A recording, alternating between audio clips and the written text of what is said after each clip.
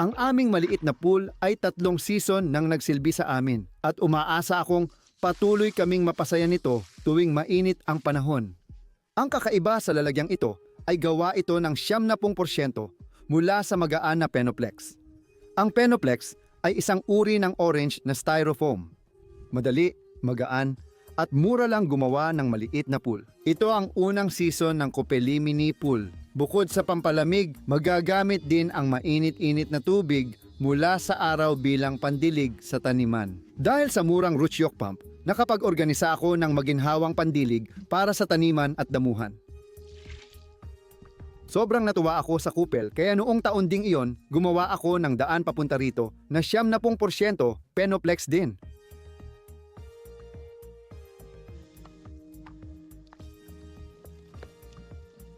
Sa sumunod na taon, bumili ako ng mas matibay na submersible pump. Dinidiligan ko rito ang bagong tayong mataas na mainit na taniman na 70% Penoplex ang gilid.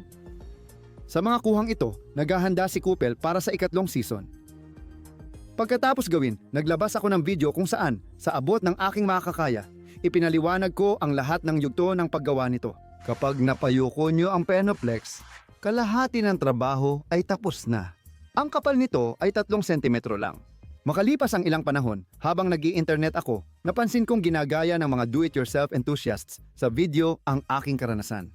Hindi rin palaging kasing kinis ng kanila ang naging resulta ko. Maganda ang bersyon ng paliguan na ginawa ni Natalia Pereverseva sa kanyang channel. Talagang kamangha-mangha ang dekoratibong finish. Pero nang mapanood ko ang kanyang video, napagtanto ko na sa ilang bahagi na madali lang para sa akin, nahirapan siya. Si Natalia ay kilalang vlogger na gumagawa ng interesting na video. Kaya doon ko nalaman ang mga pinagdadaanan niya. Ilan pa kaya ang home base na manggagawa na hindi gumagawa ng video pero nakaranas din ng ganitong pagsubok at wala tayong alam tungkol dito. Baka kasi palagi akong nagmamadali. May ilang mahahalagang detalye ng paggawa na hindi ko nabigyang diin. Gusto kong itama ito kaya agad kong inilathala ang video na ito na siguradong makakatulong sa inyo gumawa ng mini pool na paliguan kahit sa mga hindi pa nakahawak ng mas mabigat sa kutsara. Kaya pag-usapan natin lahat. Kamusta? Ito ang channel ng mga awit ni Yasha Kosyaka para sa murang inobasyon. Sa simula, binigyan ko ng gaspang ang mga dahon gamit ang talim ng lagari sa kahoy na tinanggal mula sa hawakan. Ang EPPS ay madaling mabasag kapag nabaluktot. Pero kung sa isang gilid ay didikitan ng construction mesh at foam ang isang piraso ng plaster fiberglass mesh, pwede mong baluktutin ang material gamit lang ang iyong mga kamay. Una, dahan-dahan kong binabaluktot ang isang gilid. Tapos ang kabila naman, saka ako lumilipat sa gitna. Pagkatapos baluktutin ang sheet, mainam na i-fix ito sa baluktot na posisyon ng 30 minuto. Natapos na ng lambat ang gamit nito at maaari nang alisin pero magagamit pa muli. Pakiramdam ko, hindi malakas ang kamay ko. Pero noong isang taon, ang galing ko sa pagbaluktot ng Penoplex. At masasabi ko sa inyo, kailangan talagang mag-effort. Siguro nadagdagan pa ng lakas dahil sa kagustuhang makaiwas agad sa init. Sa totoo, walang mahirap kasi nasa video lahat. Kailangan ko lang yumuko ng 8 pirasong yero. Wala ni isa ang nabali. Yung ika-8 yero, nagawa ko pang yumuko ng sobrang pulido. Alam nyo naman, hindi ito himala ng video editing at wala ring daya dito. Lahat ay nasa harap ng inyong mga mata. Habang ginagawa ko ang garden bench na 70% EPPS, nagkamali ako at 2 beses nabali ang yero. Pero doon, kailangan talaga ng napakaliit na radius, mga liko. Hindi talaga nagawang yumuko ni Natalia ang Penoplex. Palagi itong nababali sa kanya. Nabuo niya ang bilog na hugis nang idikit ang maliliit na piraso ng Penoplex. Nang gumawa ako ng bilog na pugad ulian mula sa Penoplex, ginamit ko ang simpleng tray bilang kasangkapan. Ito ang Penoplex sujib na tumutulong magbaluktot ng Penoplex sa maliit na radius. Kung lakas ng kamay ang kailangan, mas madali ang trabahong ito gamit ang Penoplex sujib. Pwede mong igulong ang EPPS na parang scroll gamit ito. Para malinawan ang lahat tungkol sa pagbaluktot ng mga materyales, lipat tayo sa kasalukuyan. Narinig ko na maraming nahihirapan sa pagbaluktot ng gray na Penoplex Technoplex. Susubukan natin ito ngayon. Ang test na sheet ay ginagaspang ko sa magkabilang gilid gamit ang lagari para sa kahoy. Pareho lang sa ginawa ko sa orange. Base sa sukat ng sheet, pinuputol ko ang fiberglass mesh. Ang pangalawang test sample ay kulay abo rin, pero ito ay agad na magaspang na ipis. Gumagamit ako ng matibay na fiberglass mesh na hindi madaling maghiwa-hiwalay ang mga hibla. Pinaghihiwa-hiwalay ko ang mga sinulid. Mas mabuti munang pahintulutan tumigas ang pandikit bago ko idikit ang mesh sa unang sample. Habang pinapanood ko ang video ni Natalia, napansin kong nagtipid siya sa glue foam. Sa una, inire-rekomenda kong huwag magtipid sa pandikit. Kapag sanay ka na at may nagawa ka ng ilang strip, pwede mo na itong bawasan. Sa pangalawang sample ko, ito ginagawa. Siguraduhing maayos ang pagdikit ng mesh. Pinapasok ko ang unang sample sa Penoplexugib. Sandali ng katotohanan.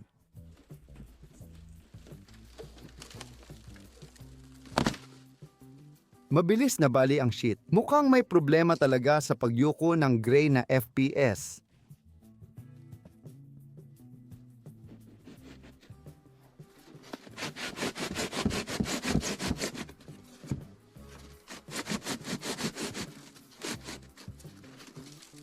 Susubukan kong yumuko pa sa gilid. Pakiramdam ko mas matigas ang kulay abong material kaysa sa kulay kahel.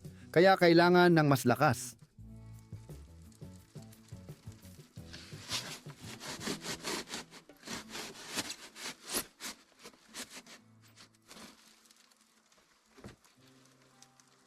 Ayaw ko rin ng madalas na pag-crack.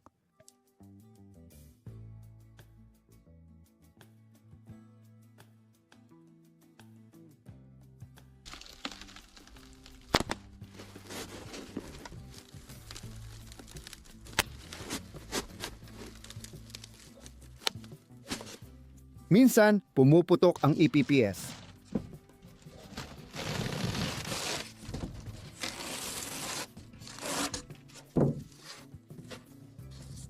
Totoo, may ilang bitak nakita pero pwede pa rin itong baluktutin.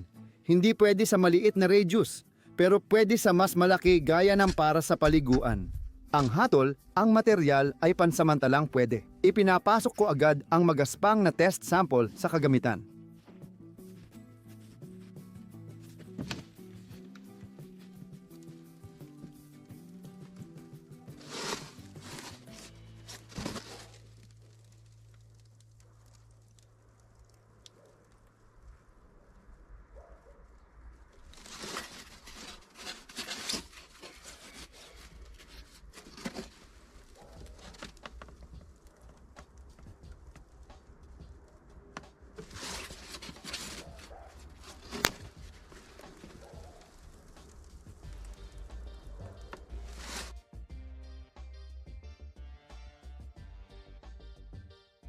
Mga pare, pero ibang usapan na to.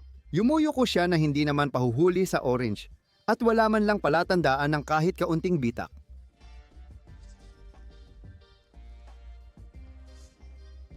Hatol, pwede itong baluktutin sa kahit anong radius tulad ng orange. Dahil nandito na rin tayo, subukan na rin nating yumuko ng karaniwang puting styrofoam. Matagal ko nang gustong subukan ito. Heto ang fasad na styrofoam na may 25 densidad. Ito ang piraso na may 15 densidad na talagang mararamdaman mo pag hinawakan. Bago sa akin ito, kaya hindi ako nagtitipid sa pandikit, lalo na sa mga maikling gilid. Sa mga dulo dapat talagang maayos ang pagkakadikit ng mesh. Iyan ang sinasabi ng aking kutob.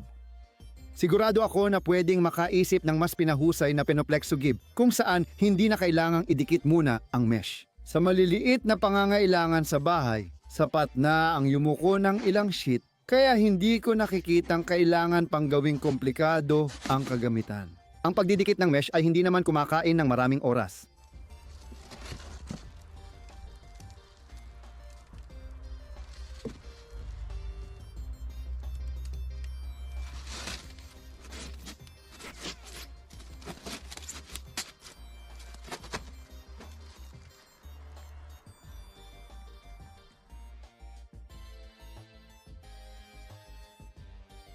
Mga pare, astig talaga ang styrofoam na 25 densidad ang sarap baluktutin. Lahat ng sample ay 3 sentimetro ang kapal, perpekto ang pagkakabaluktot.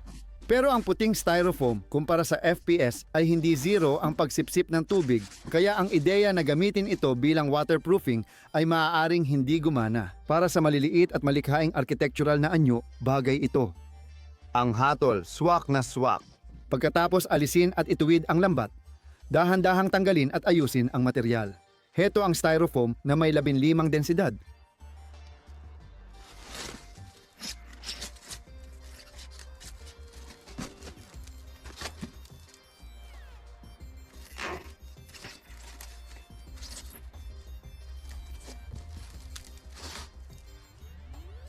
Madaling baluktutin sa pakiramdam. Mas madali kaysa dati. Pero ayaw nitong manatili.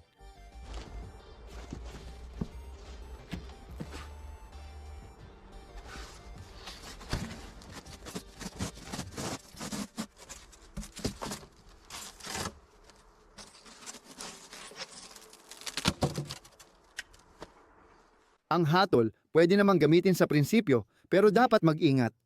Huwag munang madaliin ang pagtanggal ng net dito. Panalo talaga ang 25 densidad na styrofoam. Kamakailan ay nakilala ko ang kahangahangang manggagawa at musikero na si Mikael. Sa kanyang mga video, pinapakita niyang kayang gawing instrumentong pangmusika para sa bata at matanda ang mga tira-tirang styrofoam at patapong kahoy sa loob ng ilang oras.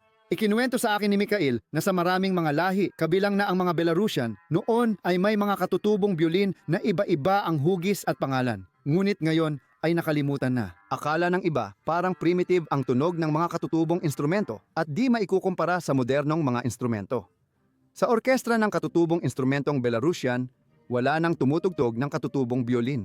Pinipilit ni Mikael na itama ang kawalang katarungan. Napatunayan na ang mga biolin na gawa sa styrofoam ay kayang makipagsabayan sa tunog ng maraming klasikong biolin. Iiwan ko ang link ng channel ng natatanging taong ito sa ilalim ng video. Babalik tayo muli sa 3 nakaraang panahon ng paliligo. Dahil sa unang eksperimento ko sa paggawa, maingat kong inaalis ang natirang styrofoam at sinisikap na huwag magkamali kaya hindi ako tinatamad. 8 ang baluktot at 4 ang hindi baluktot na mga sheet. Lahat ng EPPS nakakailanganin. Kapag nagdidikit ako, sinisikap kong maingat na maglagay ng pandikit. Nilalagay ko sa isang gilid, nilalagay ko rin sa kabila. At para mas sigurado, naglalagay pa ako ng isang guhit sa pagitan nila. Dahil dito, mas matibay ang pandikit na pinagdugtungan kaysa sa material mismo. Para hindi magkahiwa-hiwalay ang mga sheet, pinipisil ko ito ng mabigat. Ang ika-4 na sheet, hinihiwa ko sa gitna ng pahaba.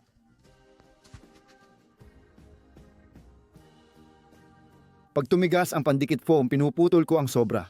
Gumawa ako ng pansamantalang kumpas mula sa kahoy at gumuhit ng bilog na may radius na 1.5 metro. Sa gilid ng tabla, pinuputol ko ang isang kapat.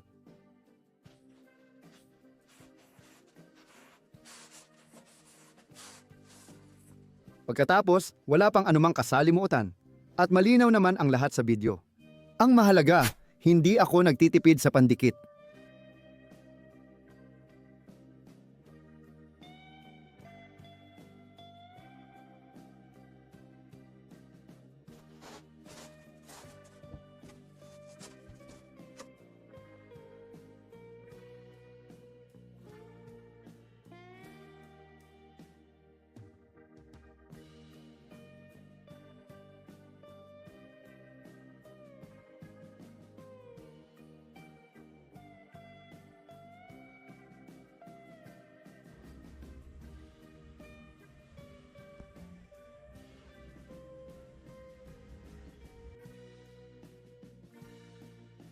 Sa ilang bahagi, hindi dumikit ng eksakto ang baluktot na tabla, kaya kinailangan kong gumamit ng tornilyo.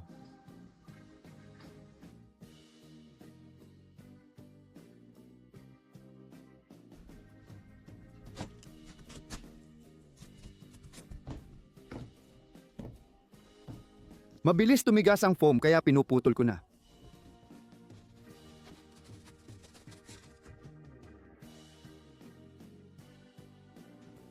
Ginamit ito, pero sa totoo lang, ibinenta ko lang. Dapat ay iniimbento pa.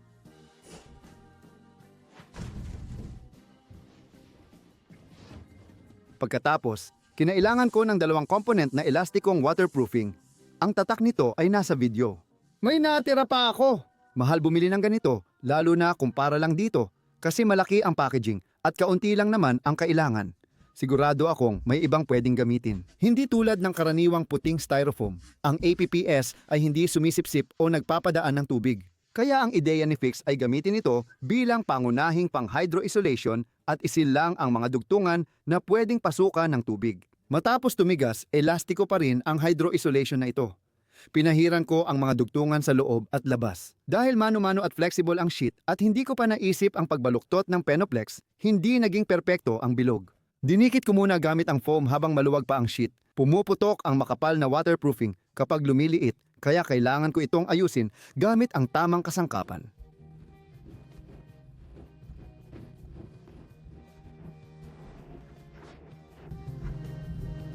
Pagkatapos, ginagamit ko ang plaster na fiberglass mesh na may lapad na 1 metro at sukat ng butas na 5 sa 5 milimetro. Pinuputol ko ang 5 metrong piraso na may lapad na 70 sentimetro, tapos ginagawang palamuti sa pagputol ng 20 sentimetro. Nilalagay ko ang mesh sa ilalim ng paliguan. Iginuguhit ko at pinuputol ang hugis. Iniiwan ang kapal ng dingding na 3 sentimetro lang.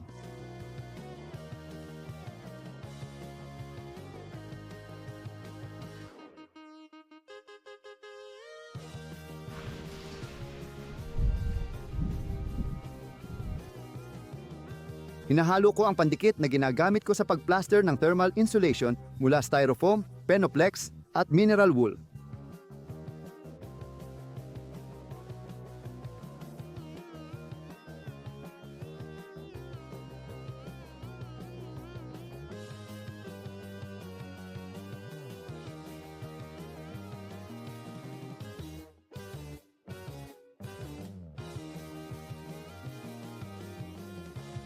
Kailangan ang palawit para umabot ang armas sa ilalim at magkaroon ng tuloy-tuloy na pampatibay. Hindi ko pinag-aralan ang lakas ng materyales, pero alam kong mas matibay ang silindro kaysa parihaba. Kaya mas matibay ang bilog na paliguan kaysa parisukat o parihaba. Ang hubog nitong anyo ay nagpapahintulot na pantay-pantay na maipamahagi ang tensyon sa buong ibabaw kapag may puwersang dumadampi. Sa mini pool na parihaba, naiipon ang tensyon sa mga sulok at gilid. Kapag magkapantay ang bigat ng parehong material, mas mababa ang tensyon sa silindro kaya mas matibay ito laban sa baluktot at sira. Dahil dito, hindi na ako nagdalawang isip na piliin ang bilog na hugis. Ginagamitan ko rin ito ng wire mesh para tumibay. Noong gumamit ako ng waterproofing sa mga dugtungan, hindi ako sigurado na agad kong makukuha ang ganap na selyadong lalagyan, pero gusto ko pa ring subukan.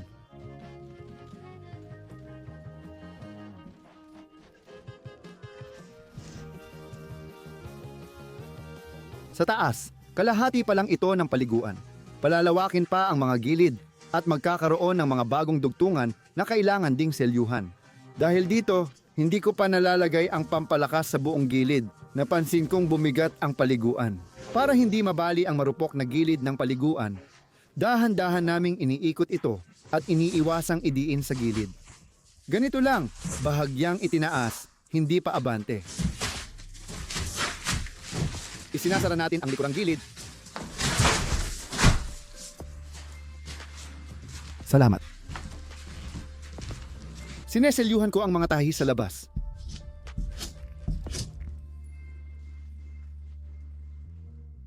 Pinuputol ko ang 5 metrong piraso ng lambat dahil mas mahaba ang panlabas na circumference kaysa sa panloob. Hindi ko pinuputol ang palawit. Binabawasan ko lang ng lapad ng mga 45 sentimetro.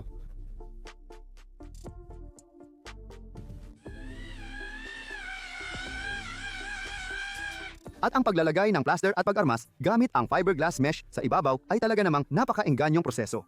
Napansin din ito ni Natalia at German sa isa sa mga bagong video sa channel na Mga Awit ni Yasha Kosyak.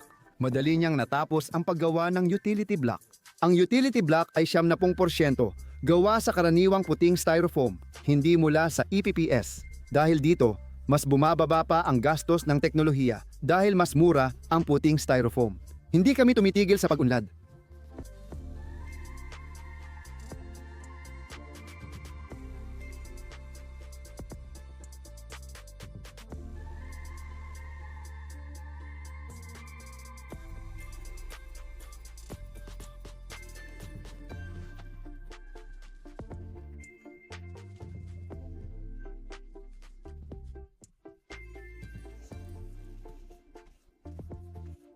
Dito, parang trabaho ko ang magpapalayok, pero sa paggawa ng palayok, umiikot ang luwad habang nakatayo lang ang magpapalayok.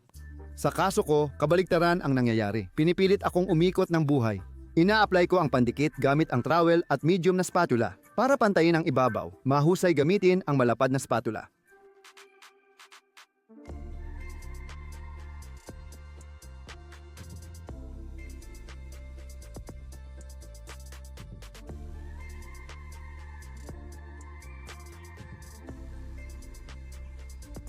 Ang susunod na napakahalagang bagay ay ang paghahanda ng pundasyon. Sa huling video, bahagya ko lang tinalakay ito. Kaya nais kong pagtuunan nyo ng pansin ngayon. Kay Natalia, may bitak na lumitaw kasabay ng pagtusok sa ilalim at gilid. Marahil dahil sa mahina o hindi pantay na pundasyon. Sa init, agad natutuyo ang manipis na patong, kaya mas mabuting basain o isprayan ng tubig. Ang compact na mini pool ay may 2 kubikong metro kapasidad. Katumbas ng 2 tonelada ng tubig, dagdag pa ang bigat ng paliguan mismo. Kaya higit 2 tonelada ang kabuuan, hindi biro ang bigat. At kung sakaling magsimulang lumubog nang hindi pantay ang isang bahagi, may malaking panganib na masira, pati ang mas matitibay na materyales sa konstruksyon. Sa ganitong kaso, pwedeng mabasag kahit ang konkretong pool. Tinatanggal ko ang matabang lupa at nilalagyan ng buhangin mula ilog. Binabasa ko ito ng sagana para tumibay at maayos kong pinapadagan ang buhangin bilang pundasyon. Sinisikap ko ring gawing pantay ang ibabaw nito hanggat maaari.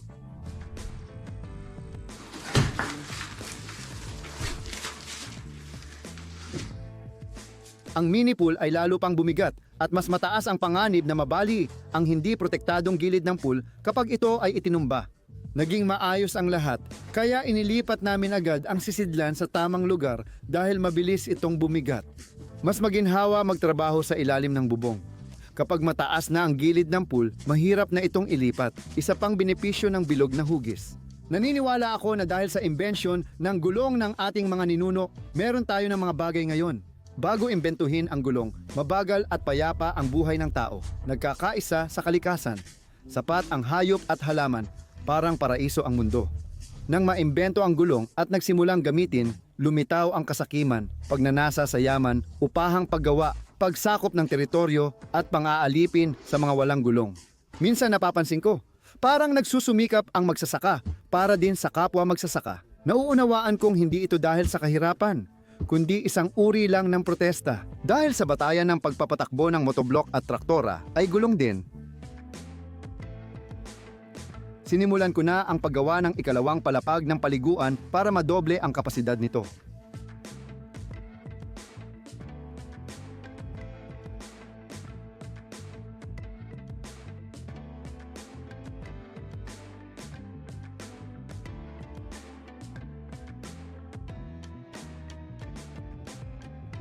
Para maayos pansamantala, gumagamit ako agad ng tornilyo. Madaling maseal ang mga butas dahil malapit ito sa mga tahi.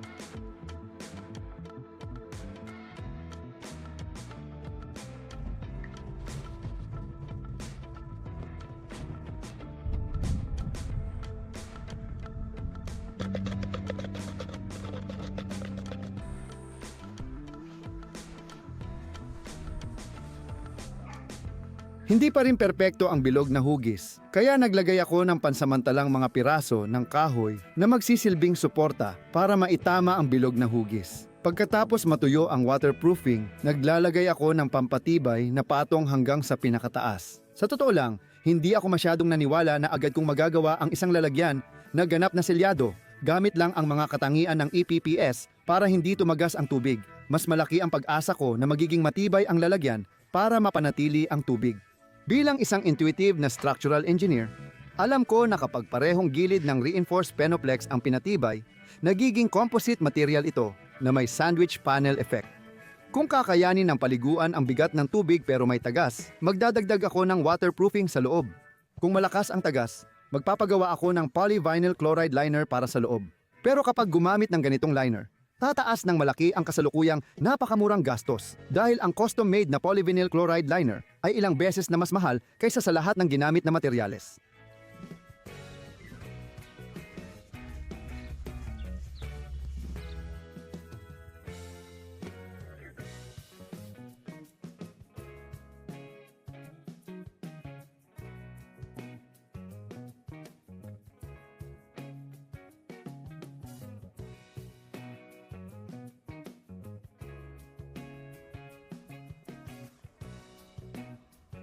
Para sa full finishing, gumagamit ako ng murang tile adhesive. Sinisika kong ipahid ang pandikit ng pantay ang kapal ng layer.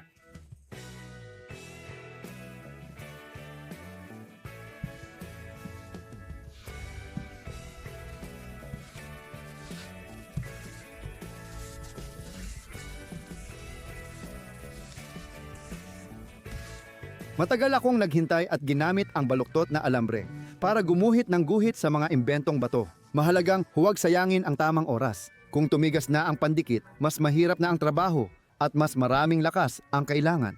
Pero kapag sariwa pa ang pandikit, napakasarap magtrabaho. Pinili namin ang pinakamadaling pagtatapos, pero marami pang ibang opsyon.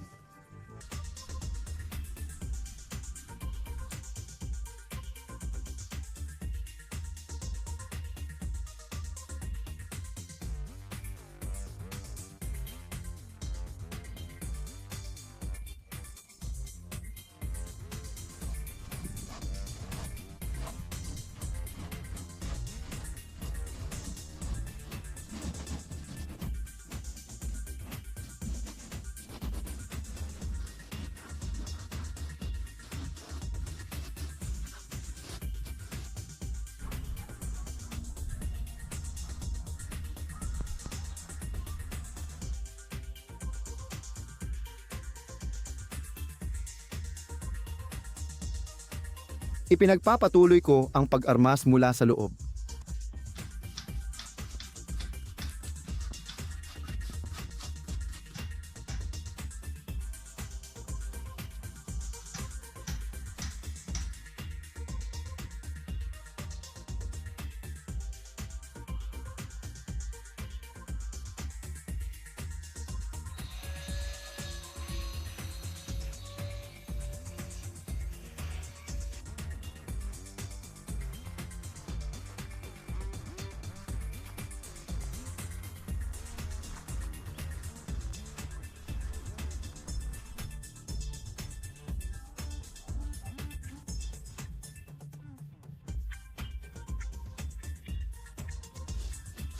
Sa pagpili ng kulay, asawa at anak kong babae ang namahala. Pinahiran ko lang ng kulay na barnis ang labas ng acrylic para sa bato.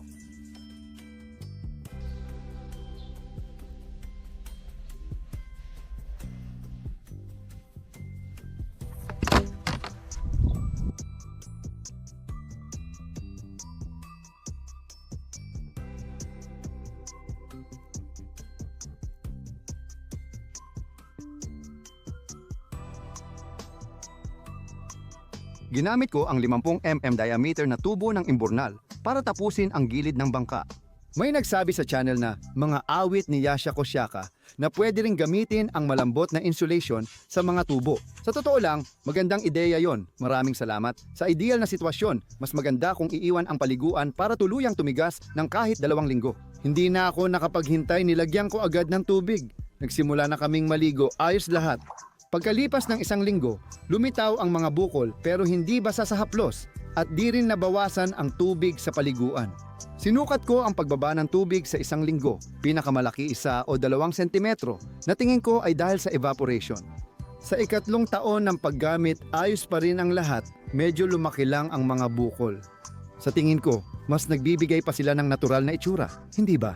Hindi ko sinadyang pinturahan o lagyan ng mosaic sa paliguan dahil eksperimento lang ito. At patuloy kong minamasdan ang ibabaw nito. Kung uulitin ninyo, inirerekomenda kong gumawa ng dagdag na semento sa ilalim. Ang hagdang nilalagay ko para makalabas ay nag-iiwan ng bakas. hindi naapektuhan ang selyadong estado nito. Itaas nyo ang inyong hinlalaki. Mag-subscribe sa awitin ni Yasha Kosiak Channel, pati sa Ruta, V Contacti Group, TikTok at Jen. Nasa ilalim ng video ang mga link. Pindutin nyo ang kampanilya para maabisuhan kayo. Naway maghari ang kapayapaan sa mundo. Salamat.